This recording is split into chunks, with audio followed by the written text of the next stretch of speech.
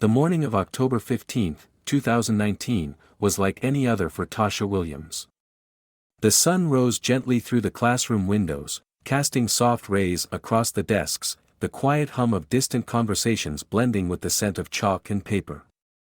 Tasha wasn't a troublemaker. She was the kind of student who blended in, smart, reserved, and always trying to stay under the radar. It wasn't because she lacked confidence, but because it was easier to be invisible in a classroom that felt anything but welcoming. The bell rings, and students shuffle into their seats. The usual chatter fills the room, and Ms. Roberts, the history teacher, enters with her usual briskness. Today was supposed to be just another day of notes and lessons on the Civil War, like every other Tuesday in room 206. But that morning, something felt different. Tasha sat in the third row, the far right corner of the room. It was her favorite spot, away from the front, far enough from the door, where she could see everything but not be seen. She pulls out her notebook, flips it open to the next clean page, and readies herself for another lecture. Ms. Roberts starts writing on the whiteboard, explaining the historical context of the Civil War.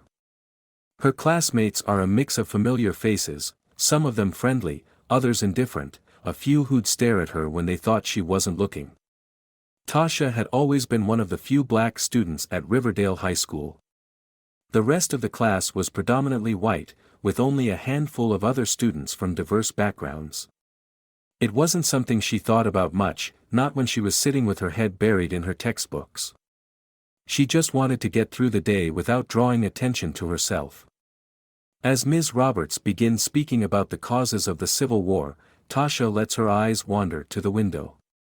She listens, but her mind drifts to the events of the weekend, the annual family dinner at her uncle's house, the stories about her grandmother's childhood in the South, the feeling of warmth and belonging.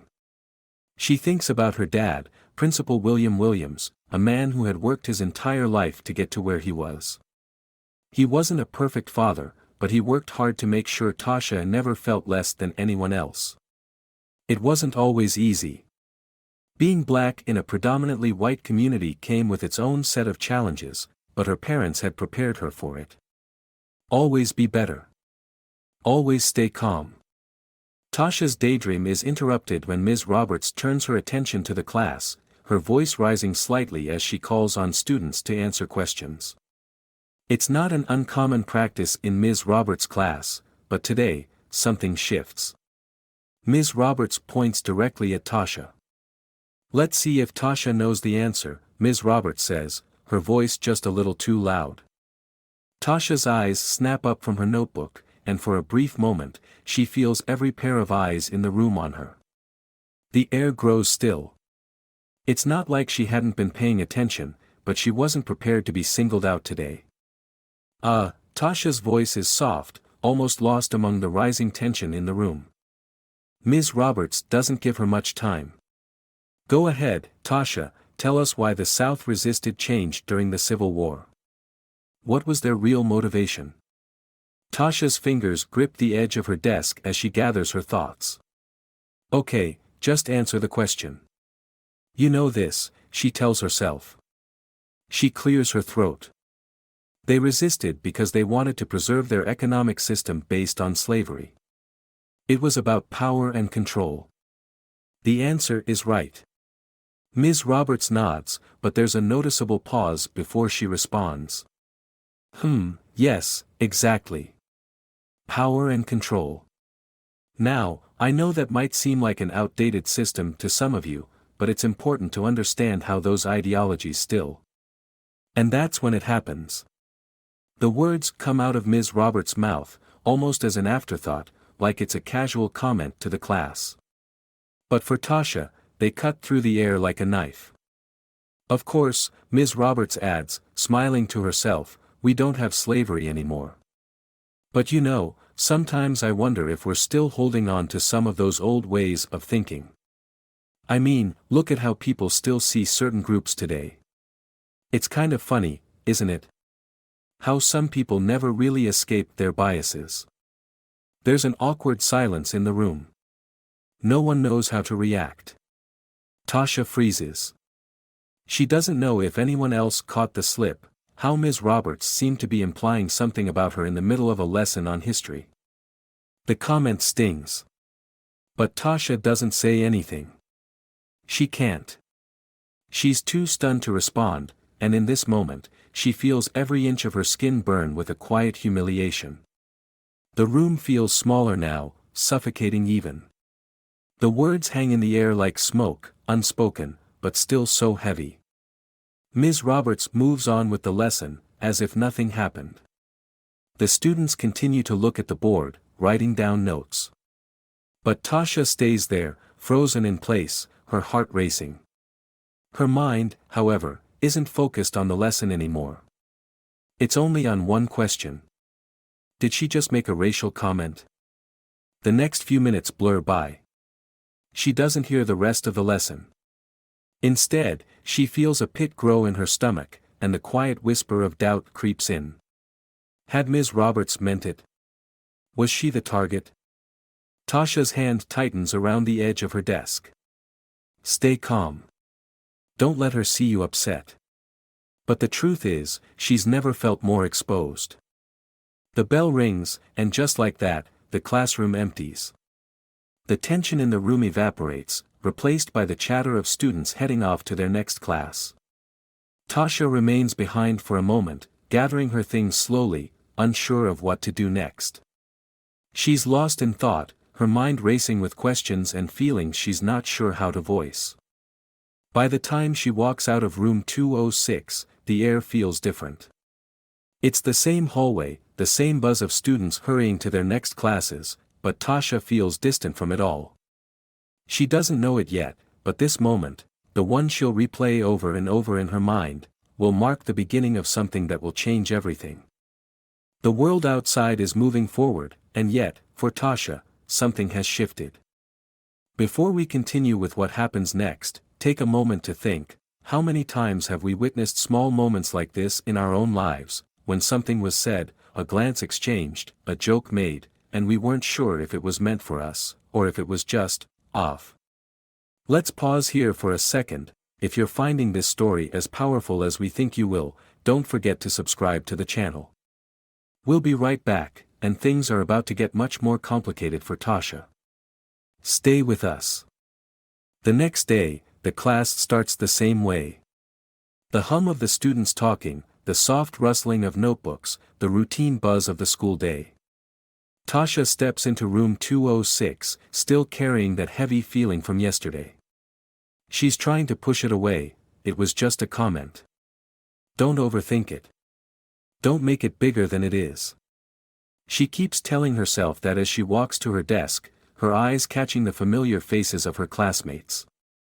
But today, something feels off. A small knot forms in her stomach, the kind you get when you know something is about to happen, even if you don't quite know what. She tries to shake it off, sitting down at her desk, arranging her books. Ms. Roberts is already standing at the front, adjusting the projector. It's like yesterday never happened. The lesson moves on, the same pace, the same energy. But for Tasha, it's different now. She can't focus the way she used to. The bell rings, and Ms. Roberts begins the lesson for the day. She's talking about the role of leadership during the Civil War, but her words drift in and out of Tasha's mind. It's the same thing every day. History. Repetition. She's heard these lessons before. She knows the material. But now, her thoughts keep returning to the moment yesterday when Ms. Roberts' words hung in the air, unaddressed. It's not the first time Tasha has been made uncomfortable by comments from classmates. She's used to the occasional offhand remark, the whispered jokes behind her back. Every day, she faces the subtle, everyday racism that comes with being one of the few black students at Riverdale High.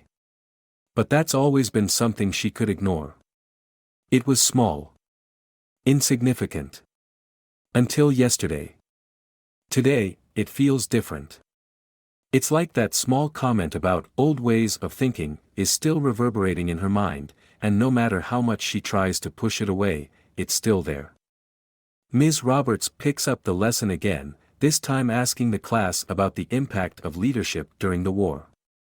Tasha's hand shoots up instinctively, wanting to be part of the discussion, wanting to be seen as more than just the quiet student in the back. She answers the question, her response spot on, as usual. But when Ms. Roberts acknowledges her answer, there's something in her voice that doesn't sit right with Tasha. "Very good, Tasha," Ms. Roberts says, almost too enthusiastically. "But it's interesting, isn't it? How people like Lincoln and Jefferson Davis both thought they were right. Some people just never learn from history, do they?" Tasha freezes. The comment feels like it's aimed at her. It's sharp, pointed. Not about history, but about her. She glances around the room, but no one else seems to react.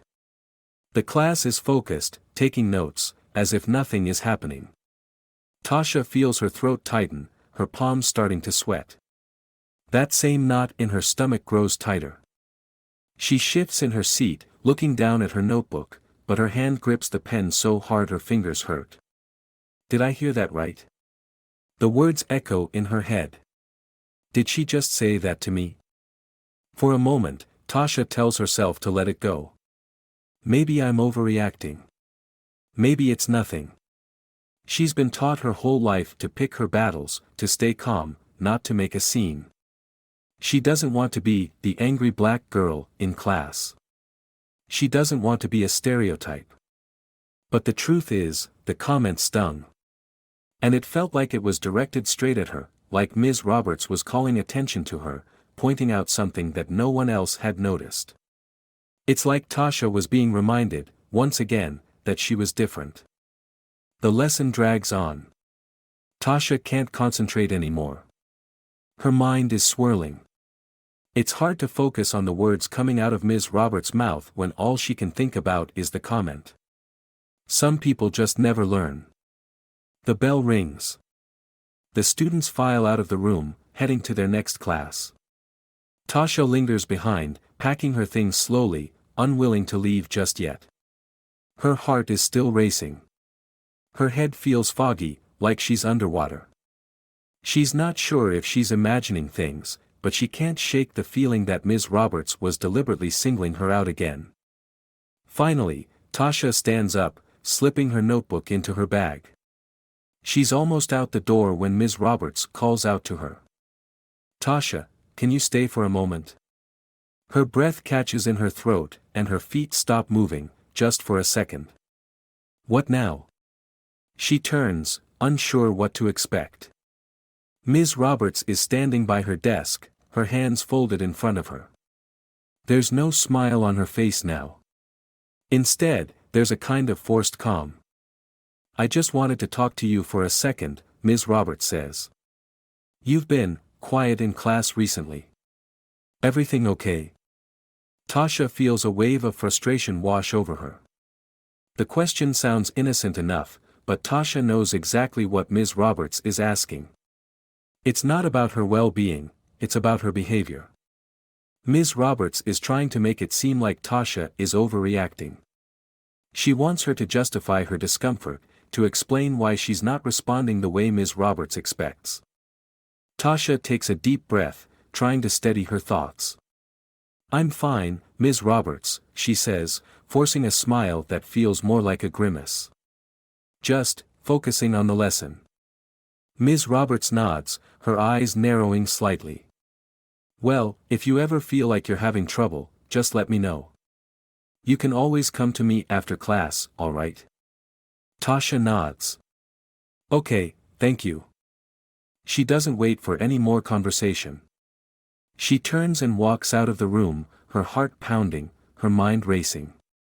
As she steps into the hallway, she feels a strange mix of anger and confusion.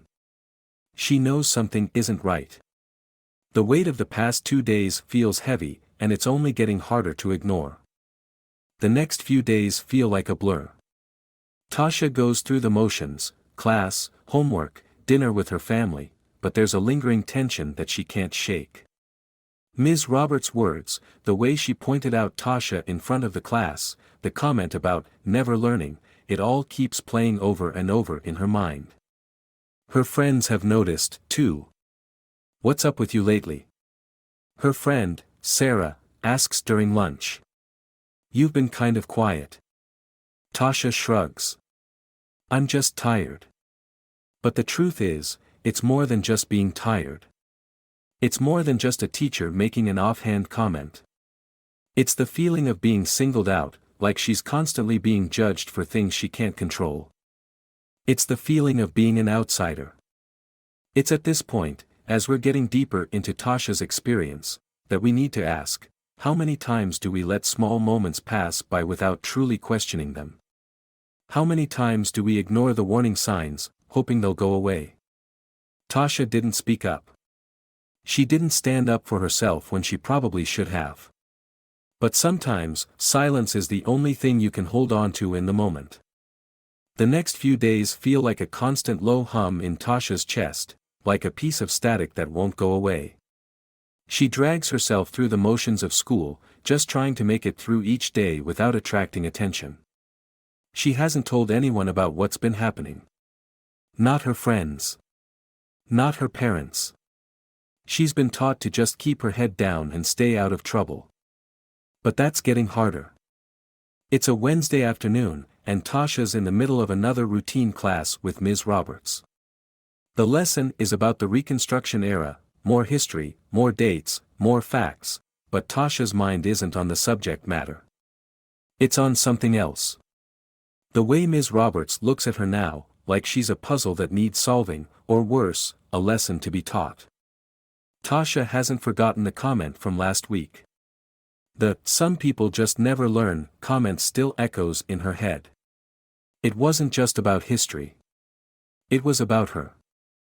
Today, Ms. Roberts is handing back graded papers.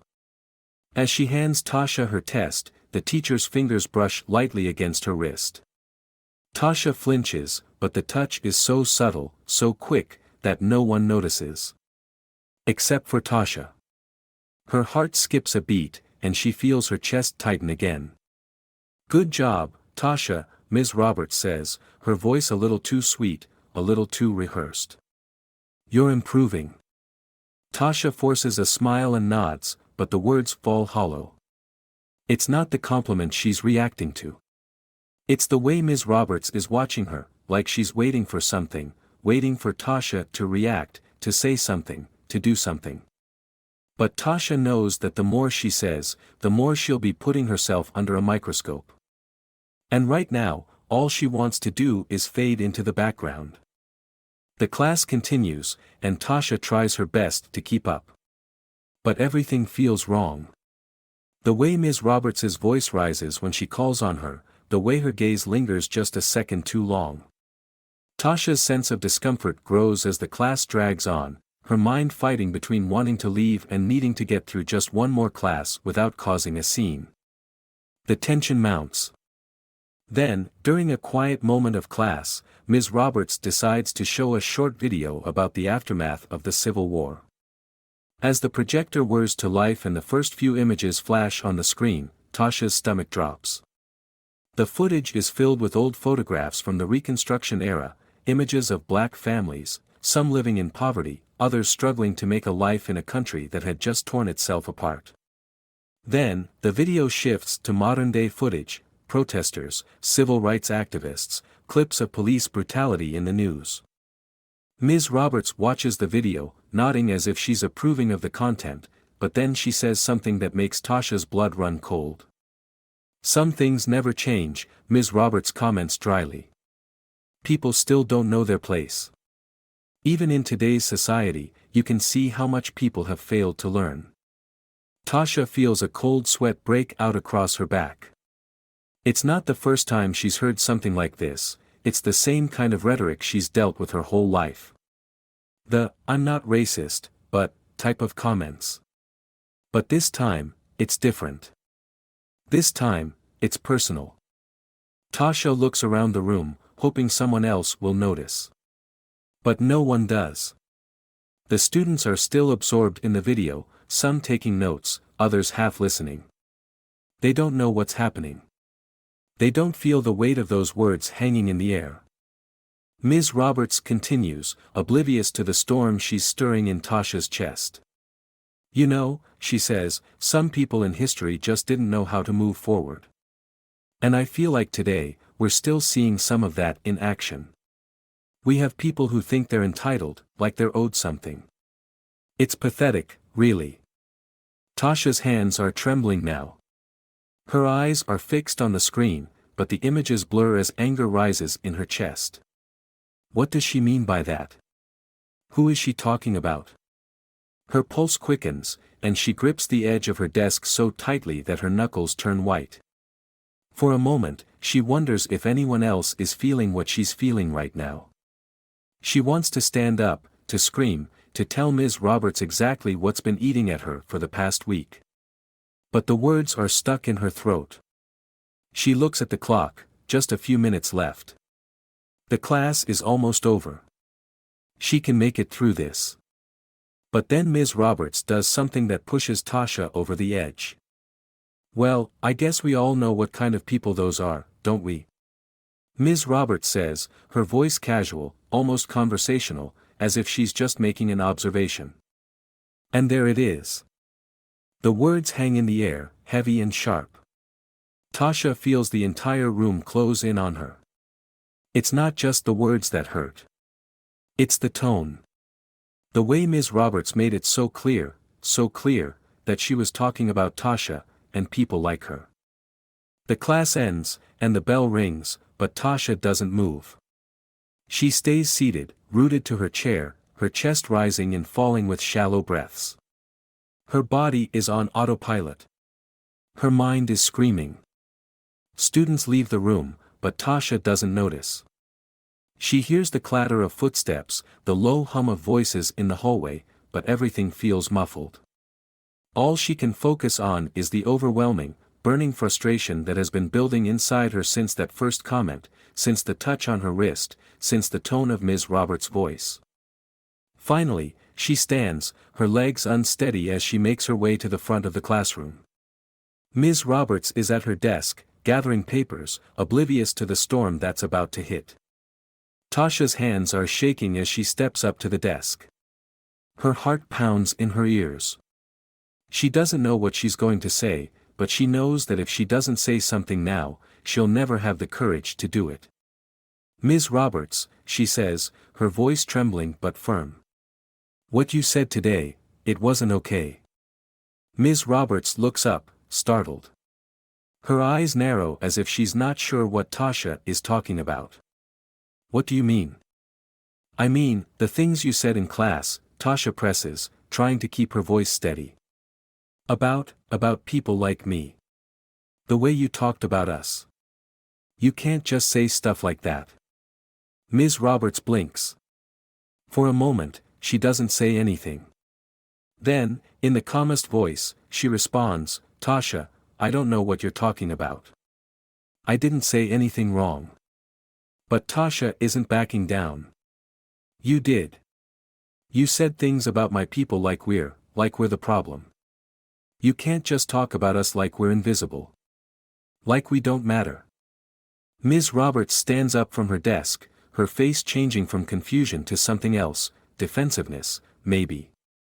Tasha, I don't think you're understanding what I was saying. I wasn't talking about you personally. Then why did it feel like you were? Tasha's voice cracks, the dam inside her finally breaking. Why do I feel like you're always talking about me?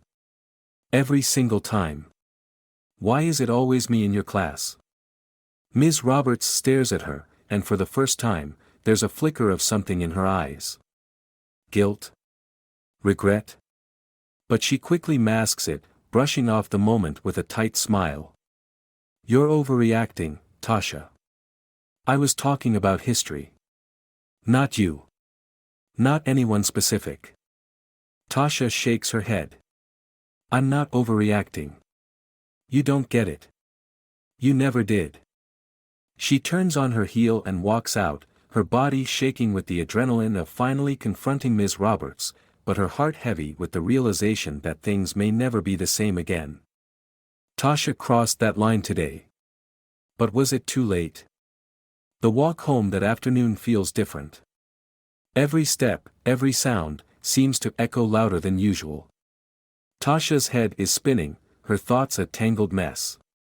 Her confrontation with Ms. Roberts was a long time coming, but now that it's over, she doesn't feel any better. In fact, she feels worse.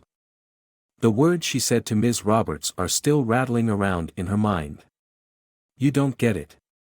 The frustration, the pain, the anger. They all came spilling out in that one moment. And even though it felt good to finally say something, Tasha knows deep down that her fight isn't over. It's only just beginning. She doesn't want to tell her parents. She doesn't want to seem like she's always complaining, always the one who's too sensitive, who can't take a joke.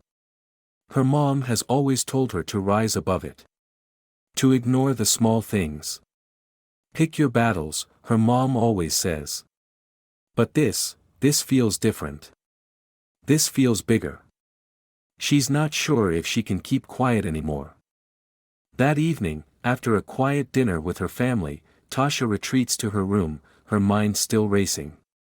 She's trying to study for an upcoming math test, but the numbers blur on the page. Instead, her thoughts keep drifting back to the classroom, back to Ms. Roberts' dismissive attitude, her defensive responses, the way she just shut Tasha down when she tried to speak up. Tasha pulls out her phone, scrolling aimlessly through her social media feeds. But as she flips through posts, something catches her eye, a message from one of her classmates, a girl named Emily, who's been friends with her since middle school. Emily's a good person, one of the few people at Riverdale High who's actually tried to understand Tasha's experience. But the message is strange. Hey, Tasha. I heard what happened in class today. Are you okay? Tasha's finger hovers over the message. She doesn't know what to say. Should she open up? Should she tell Emily what's been going on, or is it just better to stay silent? She feels so tired of explaining herself, tired of always having to fight for people to understand. But Emily has been a friend. And for some reason, Tasha feels like she can trust her this time. She types back, yeah, I'm fine. Just, things are complicated with Ms. Roberts. Emily responds almost immediately. I heard she said something about you during class. Is it true? About what she said in the video? Tasha's heart skips a beat. She wasn't expecting this. She didn't think anyone else noticed. Emily can't mean what she thinks she means, can she? Tasha hesitates. What did you hear? Emily's response comes quickly, and it's more than Tasha bargained for. Look, I don't want to get anyone in trouble, but I overheard Ms. Roberts talking to another teacher after class a few days ago. She was saying some, not so great things about you. About how you're always playing the race card, and that you're just looking for a reason to complain. I don't know, Tasha. I didn't think it was right, but I didn't know what to do. Tasha feels like the floor just dropped out beneath her. She stares at the message, trying to process what Emily just said. Playing the race card? That's the exact kind of thing she's been afraid of hearing. It's the thing that always gets thrown at people like her. The one line that shuts down any conversation about racism before it even starts.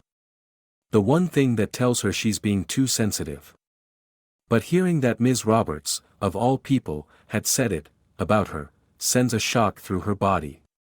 Tasha feels a rush of anger, but it's mixed with something else. Something darker. Betrayal. Disbelief. She never thought Ms. Roberts would go this far. She never thought that someone in a position of power, someone who's supposed to teach students about fairness, would turn around and make comments like this. She knows, deep down, that this changes everything. She types back, are you sure? Did you hear her say that? What else did she say? Emily's next message comes slowly. I don't want to make a big deal out of it, but I heard her talking about how you were getting too much attention for being the victim. She said if you kept it up, people would think you were trying to make trouble for everyone else. I thought you should know. It didn't sit right with me, but I didn't know what to do. I didn't want to get in trouble. Tasha's mind is reeling. Victim? What did she mean by that? Was Ms. Roberts really implying that Tasha was just making things up? That she was pretending to be hurt by her comments when really, she was just playing a victim? Tasha takes a deep breath. She feels like the walls are closing in on her. For the first time, she realizes that this isn't just about her and Ms. Roberts anymore. It's bigger. Much bigger. The way people are talking about her, like she's the one in the wrong, like she's making everything up, has pushed her to a breaking point. She's no longer just dealing with microaggressions in the classroom. She's dealing with people who are actively dismissing her experiences. People who have power over her. How did it get this far? She starts pacing in her room, her hands trembling as she thinks through everything that's happened in the past few weeks. The comments from Ms. Roberts, the way her classmates would casually make jokes about race, the way she was always expected to be the quiet, calm black girl in the classroom. And then it hits her. Ms. Roberts, in all her teaching, hadn't been trying to help. She'd been trying to shut her down. Trying to control the narrative. Trying to make Tasha feel small. Suddenly, Tasha's not just angry, she's furious. This isn't just about one teacher or one incident. This is about how society, and the systems we rely on, have conditioned people to dismiss black voices. To make them feel like their pain is irrelevant. To make them question their own reality. Tasha knows what she has to do now. She can't just sit by anymore, pretending this isn't happening. She can't pretend that this is just a one-time thing. She grabs her phone again, her fingers moving quickly over the screen. She types out a message to Emily, "I need to tell my parents about this. I need to go to the principal. This is bigger than I thought. It's not just Ms. Roberts. It's this whole system." She doesn't wait for a reply. She's already made up her mind. Tomorrow, she's going to the principal. And she's going to make sure this isn't swept under the rug. Tasha's breaking point has come, and now, it's time for her to make a choice. Will she fight back, or will she continue to silently carry the weight of it all?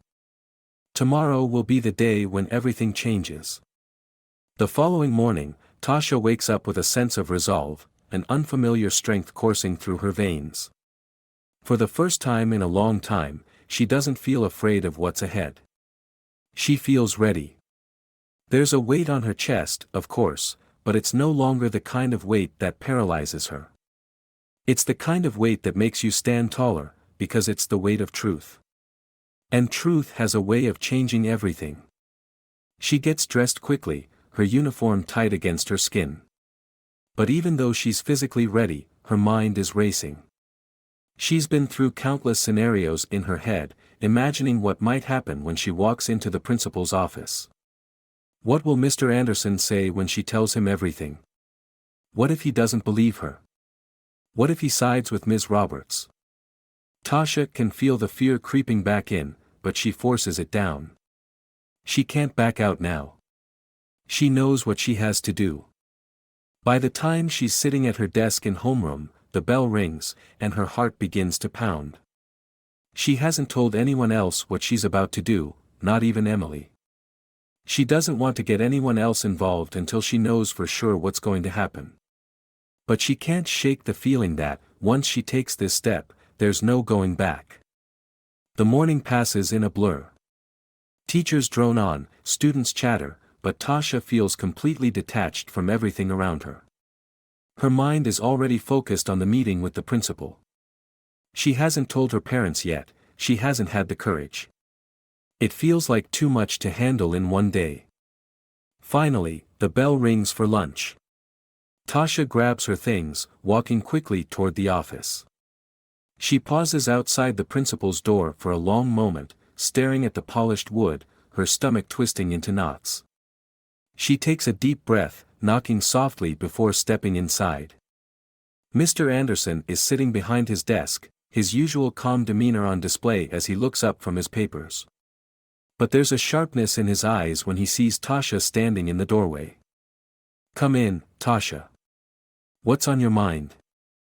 Tasha hesitates for a moment before walking in, closing the door behind her with a quiet click. She stands there for a second, unsure of how to start. The words feel heavy in her mouth, but she knows she has to say them.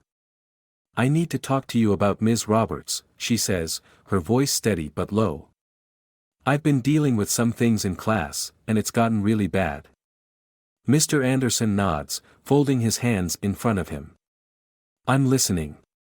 What's going on?" Tasha takes a deep breath and recounts everything that has happened.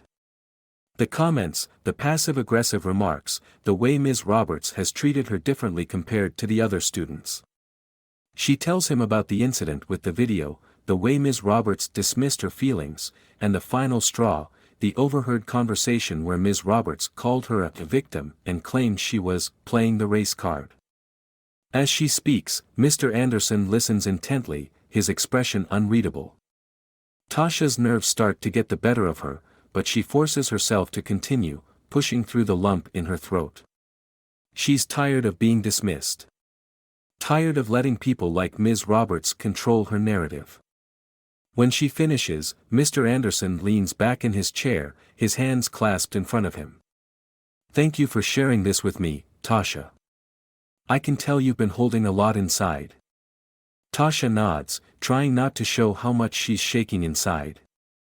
"I don't want anything to happen to her, Mr. Anderson. I just want it to stop. I want her to understand that what she's doing isn't right." Mr. Anderson nods slowly. "I hear you. And I want to make sure we address this properly. I'll start by talking to Ms. Roberts. But I need you to understand that this isn't something we can resolve overnight. There will be an investigation, and I'll make sure to speak with the other students who've been in class with you." Tasha feels her heart drop. "Investigation?" she repeats. "Yes. I can't take any accusations lightly. There are policies in place for this, and we'll follow them. But, Tasha, you need to be aware that things might get complicated from here on out. This could cause a lot of attention. Are you ready for that?" Tasha's mind races. The idea of things getting messy, of everyone at school knowing what happened, what she said, is terrifying. But deep down, she knows she can't back down. She has to face the fallout, no matter how hard it is. "I'm ready," she says, her voice firmer than she feels. "I have to be. Once you speak your truth, there's no taking it back." Tasha's decision has been made, but the repercussions of her actions are just beginning. What will the school, her peers, and Ms. Roberts do in response? How far is Tasha willing to go to make sure her voice is heard? The fallout begins almost immediately. By the next day, rumors start swirling around school. Some students are sympathetic, but others start questioning Tasha's motives. Whispers in the hallways suggest that she's trying to ruin Ms. Roberts' career. Others accuse her of exaggerating the situation. They say that Tasha's just a drama queen looking for attention. The first time Tasha hears these rumors is in the cafeteria. She's sitting with Emily, trying to block out the noise around her, when a group of girls nearby start laughing. Tasha overhears one of them say, "Did you hear? Tasha went crying to the principal about Ms. Roberts. She's just trying to get her fired." What a joke. Tasha feels a pit form in her stomach. The words sting, but she doesn't let them show. She doesn't react. She won't give them the satisfaction of knowing they've affected her. But as the days go by, the pressure only increases. Ms. Roberts doesn't speak to Tasha directly, but the coldness is palpable. She's been distant, her smiles forced and her manner terse. When Tasha enters the classroom, there's a noticeable shift in the air. Students give her odd looks, and some even avoid making eye contact. Then, during a class discussion about the civil rights movement, Ms. Roberts addresses the class in a tone that cuts through the silence.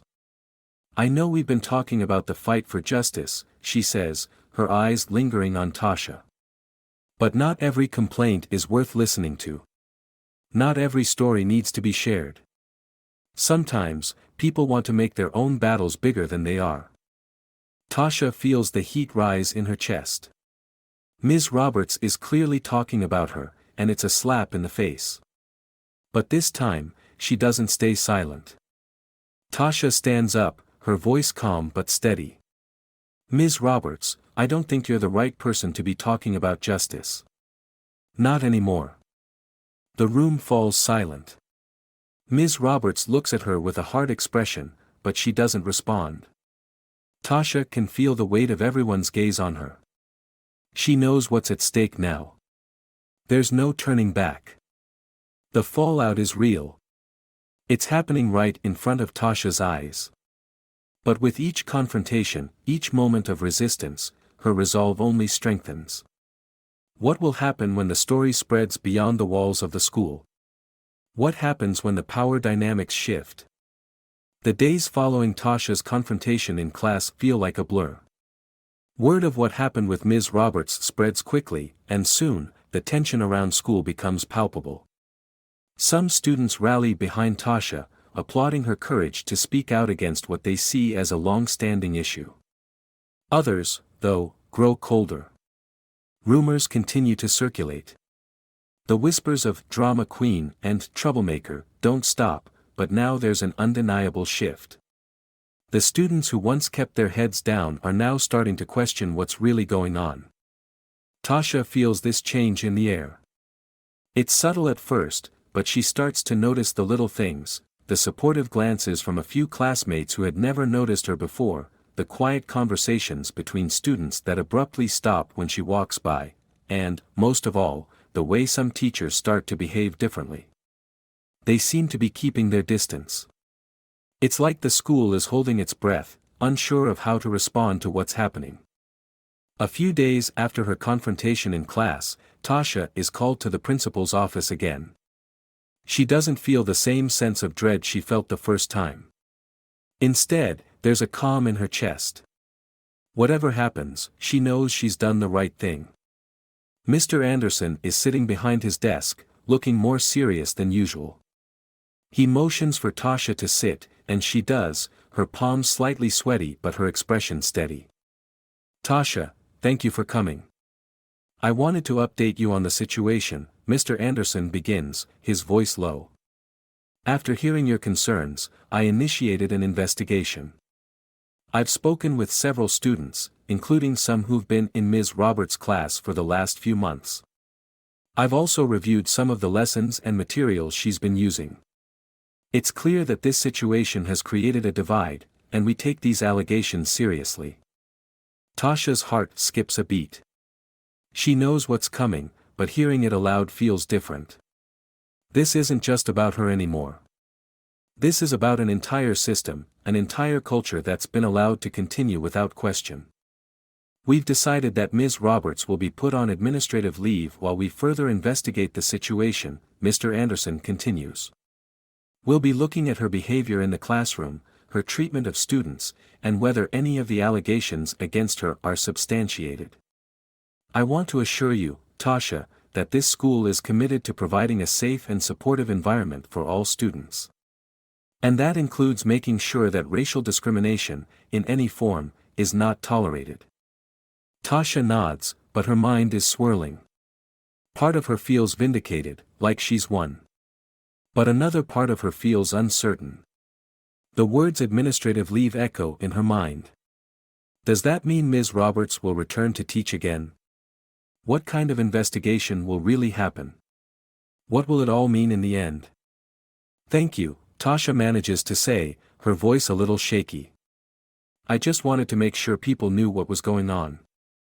I didn't want this to be ignored. I understand, Tasha, Mr. Anderson says. And I want you to know that your voice is important. It's not easy to stand up against someone in power, especially when it feels like you might be alone. But you're not alone in this. There are other students who are speaking out too, and that's how real change happens. You've done something brave. As Tasha leaves the principal's office, her mind races. She knows that this isn't the end of her journey. There are still many questions unanswered. But something inside her has shifted. For the first time in a long time, she feels like her voice matters. She's learned that speaking up isn't easy, but it's necessary. And even though the road ahead will be difficult, she knows she can handle it. The investigation into Ms. Roberts continues. Days turn into weeks, and tensions begin to ease, slowly. Tasha, however, is left with a new sense of clarity. She's learned firsthand the price of silence and the strength that comes from speaking out. But as the fallout dies down, she also begins to understand the deeper lesson. This isn't just about one teacher. It's about a system that's built to maintain the status quo, that silences the voices of those who need to be heard the most. Tasha reflects on everything she's learned. She's seen the way people close their eyes to things they don't want to see, and the way others try to shift the blame onto the person standing up for what's right. But she's also seen something else, the power of allies, the people who, while silent at first, come forward when they realize what's at stake. There's a meeting in the school auditorium later that week. It's for the students who've been involved in the situation, for those who've spoken up and those who've listened. It's a conversation about race, about power, and about the things that divide us.